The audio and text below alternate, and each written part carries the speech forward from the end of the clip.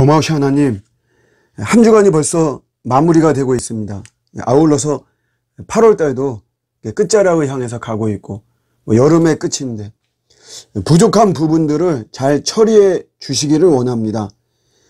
저희가 지혜롭게 하나님의 자녀로 살아갈 수 있기를 원하고, 또 여러 가지 유혹과 시험과 실족해 하는 일들, 겁과 두려움을 주는 것들이 많이 있고, 또 거짓 희망들도 많이 있습니다. 그런 것들 잘 분별할 수 있도록 저희들 도와주시고, 세상의 흐름이나 유행에 기웃거리지 말고 말씀 주시고 성령님 인도하시니까 잘 순종하며 따라가는 저희들 되게 하여 주시옵소서. 감사드리고 예수님의 이름으로 기도드립니다. 아멘. 오늘 주시는 말씀은 시편 69장 20절입니다. 비방이 나의 마음을 상하게 하여 근심이 충만하니 불쌍히 여길 자를 바라나 없고 긍휼히 여길 자를 바라나 찾지 못하였나이다. 아멘. 다윗이 비방을 많이 당했습니다. 그래서 그의 다윗의 시편에 보면 비방이라고 하는 말이 참 많이 나오죠. 비방, 비난, 비판 다 같은 성격인데, 특별히 건강하지 못한 비난, 건강하지 못한 비판을 이야기를 합니다. 두 가지로 좀 나눠서 좀 묵상하고 싶은데요. 하나는 내가 비난하는 경우가 있고, 또 하나는 내가 비난을 받을 때가 있죠. 이럴 때를 한번 나눠서 살펴보면 좋겠습니다. 먼저 내가 비난할 때가 있습니다. 살다 보면 원하든 원하지 않든, 또 그 비난이 건강하든 그러지 않든 우리가 비난하고 비판할 때가 있습니다. 저도 최근에 저희 목회자 그룹에서 어떤 한 분이 명백한 거짓말을 하게 되어서 그런 거에 대해서 이렇게 제가 비난을 하게 되었는데, 어쨌든 마음이 불편하더라고요. 저는 개인적으로.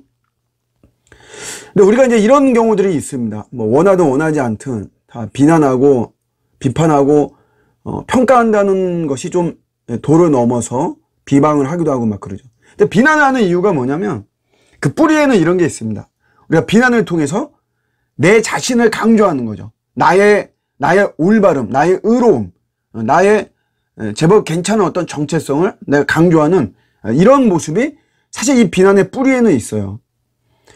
저는 요즘은 이제 안 그러려고 그러는데, 예전에는 대형교회를 좀 비난하고 그랬죠.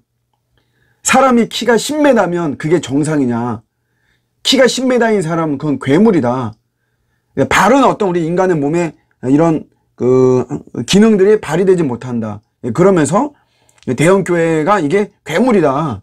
이러면서 이제 비난을 했는데, 결국 그 뿌리에는 뭐가 있냐면, 나는 이제 성경적으로, 나라는 사람은 나의 신학과 나의 목회와 나의 삶은 굉장히 나는 성경적으로 하려고 한다는, 결국은 자기 의를 드러내는 그런 것이 여러분 뿌리에 있습니다.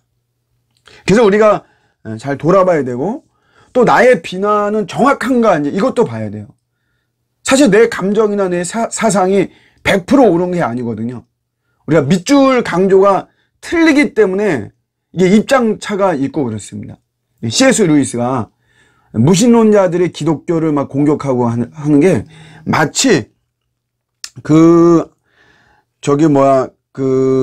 마치 어떤 6살짜리 어린이를 취급하면서, 무신론자들이 이제 기독교를 공격할 때 마치 6살짜리 어린이를 취급하면서 비난을 하는 거다. 이제 그렇게 이야기를 했거든요. 그러니까 책 몇 권 읽고 기독교를 평가하고 하는 것이 아니다. 그러니까 비난이 정확한가, 이거를 봐야 되고요. 저희는 이제 다 이 기독교라고 하는 이 바운더리 안에 있다 보니까 교회를 비난하고 성도들을 비난하고 목회자를 비난하고 이럴 때가 있어요. 사실 원인 제공을 하죠. 그 그룹들이 교회가 원인 제공하고 성도가 원인 제공하고 목사가 원인 제공을 합니다. 그러나 이제 우리가 기억해야 되는 게 두 가지가 있는데, 하나는 우리 모두는 예수 그리스도의 몸입니다. 그래서 우리가 지체의식과 형제의식을 가져야 돼요. 자녀가 뭔가 잘못했을 때 자녀를 비난하지만, 그러나 우리가 부모 자식의 어떤 그 지체의식을 갖고 있잖아요. 그런 마음이 있어야 되고, 또 하나는 비판을 하더라도 존중심을 가져야 됩니다. 존중심 없이 막 무시하고 멸시하고 이거 아니죠. 부부싸움이나 고소나 고발 같은 것들 이렇게 보면 결국 나중에는 내용보다는 감정 싸움이 되어 있어요. 그게 뭐냐면 존중심을 상실한 가운데 서로 함부로 말을 하고 무시하고 멸시하고 그러기 때문에 그렇죠. 그리고 결론적으로 비난은 한계가 있습니다. 변화시키지 못해요. 우리 한국교회 막 우리 안에서 우리가 막 비난하고 막 그럽니다. 한국교회 절대 변하지 않습니다. 변화의 영성은 비난에 있지 않습니다. 느헤미야나 이런 선지자들이 보여주는 것처럼 나의 죄로 여기고 회개하고 나부터 변화되는 이런 속에서 우리가 변화되는 것이죠. 이런 것이 비난의 한계입니다. 이제 반대로 내가 비방을 받을 때 이제 어찌해야 되나. 사실 기분이 나쁘죠. 괴롭고 기분이 상하고 그렇습니다. 비난받고 비방받을 때. 제 유튜브 이렇게 보면 뭐 좋아요 누르기도 하고 이제 사람들이, 근데 가끔씩 아주 가끔씩 싫어요가 있어요. 싫어요. 그렇게 많지는 않은데, 근데 저는 이제 그거 보면서 뭐 그냥 동네 목사가 그냥 뭐 이렇게 하는 건데 뭘 거기 싫어요를 이렇게 누르나.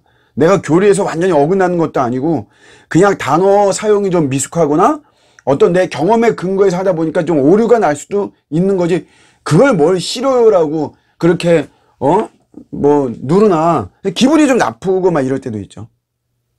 그런데 여러분, 이제 우리가 비난을 받을 때 종교와 복음의 차이를 우리가 볼 수 있습니다.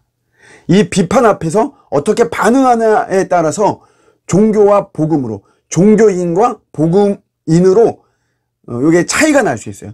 종교인은 비난받으면 막 분노합니다. 경노하죠. 경노해요. 나의 신앙이 그냥 종교적인 신앙이다 그러면 우리가 비난받을 때 경노하죠. 왜냐하면 내가 죄인이라고 하는 정체성이나 그런 의식이 없이 내가 괜찮은 사람인데 근데 나를 무시한다? 내 안에 어떤 의가 이렇게 있는 거죠. 내가 괜찮은 사람인데 나를 무시하고 내 말을 듣지도 않고 내가 말하는 주장에 어긋나게 한다? 막 이러면서 분노하고 경노하게 되죠. 근데 복음인은 뭐냐면, 복음이 내 안에 있는 사람은 내가 비난받을 때 씨름을 합니다. 씨름. 훌훌 털고 그래 비난하는구나. 싫어요. 그냥 누르는구나. 이러면서 그냥 훌훌 털고, 이거는 사실 고수입니다. 고수. 엄청난 고수들은 그럴 수도 있겠죠. 그러나 대부분은 일단은 여러분 그거 아파하죠. 그럼 막 고민하고 막 그래요. 그렇지만 본질적으로 나의 정체성은 죄인이죠. 죄인. 죄인이기 때문에 나를 인정하고 나를 돌아보는 것이에요. 그래서 여러분, 이 비난은 거룩의 스위치다 이렇게 이야기를 해요. 성화의 스위치다라고 하는 거죠. 사실 내가 비난받을 때 기분이 나쁘지만 뭔가 내 잘못이 있는 거죠.